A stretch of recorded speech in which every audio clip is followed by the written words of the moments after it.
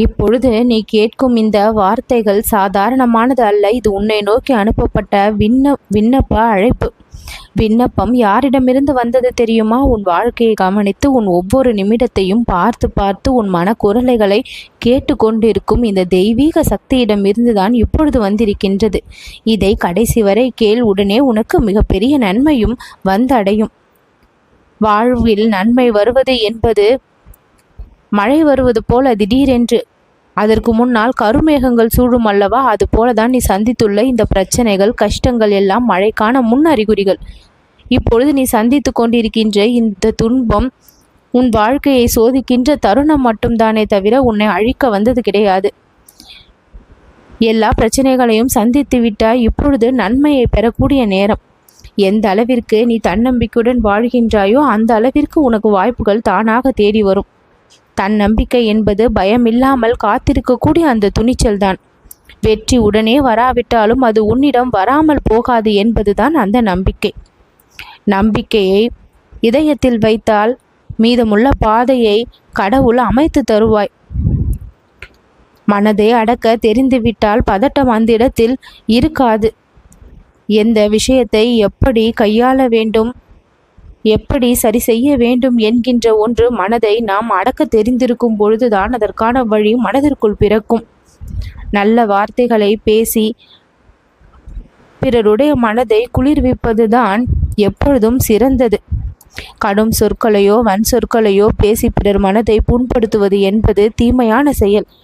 ஆனால் அப்படிப்பட்ட செயலை ஒரு சிலர் உனக்கு செய்கின்றார்கள். நீ பிறரின் மீது கொண்டுள்ள அக்கறையாலும் கவனத்தாலும் இப்பொழுது உன் வார்த்தையின் மீது கவனம் செலுத்த ஆரம்பித்து விட்டாய். இனிமையான வார்த்தைகளை வெளிப்படுத்த ஆரம்பித்து விட்டாய். உன் வாழ்க்கை இனி மிக பெரிய நன்மையை காணும் என்பதற்கு இதுதான் முதல் அறிகுறி. நம் நாவிலிருந்து வரக்கூடிய வார்த்தைகள் சரியாகிவிட்டால் நம் வாழ்க்கையும் சரியாகிவிடும். நான் உன் கரத்தை பிடித்திருப்பதால் எதற்காகவும் நீ பயப்பட வேண்டாம். சில வழிகள் உனக்கு கிடைக்காமல் தவித்து கொண்டிருக்கின்ற அந்த வழி கிடைத்தால் உனக்கான இலக்கை நீ பெற்று விடுவாய். இப்பொழுது எந்த தடையும் இல்லாமல் உன் இலக்கை பெறுவதற்கான வழி உனக்கு தானாக திறக்கப்படும். போலிகளுக்கு எல்லாம் எப்பொழுதும் அஞ்சி வாழாதே. உண்மையை நீ கடைபிடித்து வருகின்றாய். போலி உன் பக்கத்தில் கூட நிற்க முடியாது. அதனுடைய திரையை கிழித்து உண்மை உனக்கு புரிய வரும். ஒரு சிலரிடம் சிலவற்றை எதிர்பார்த்து நிற்பதற்கு மாறாக அவற்றை விட்டுவிட்டால் நலமாக இருக்கும். பிறரை எதிர்பார்த்து வாழ்வது சிறந்தது கிடையாது. உனக்கு எது தேவையோ அது உன் மூலமாகவே, இறைவனின் மூலமாகவே உனக்கு கிடைக்கப்பெறும். நீயாக பிறரை சென்று சார்ந்து எதிர்பார்த்து அது கிடைக்காமல் போகும் பொழுது உன் மனத்திற்கு அது வலியை கொடுத்து விடுகின்றது. இவ்வளவுதானா அவர்களினுடைய நிலை என்று அது உனக்கு ஒரு பாதிப்பை கொடுத்து விடுகின்றது. அவர்களுக்கு ஒன்று என்கின்ற பொழுது நீ போய் ஓடி சென்று உதவினாய். ஆனால் உனக்கு ஒரு வலி என்கின்ற பொழுது அதை பிறர் கண்டு கொள்வதில்லையே என்கின்ற நிலையில் உன் மனம் பாதிப்பை சந்திக்கின்றது. ஓரளவிற்கு மேல் யாரிடமும் உறவாடவும் வேண்டாம், உரையாடவும் வேண்டாம்.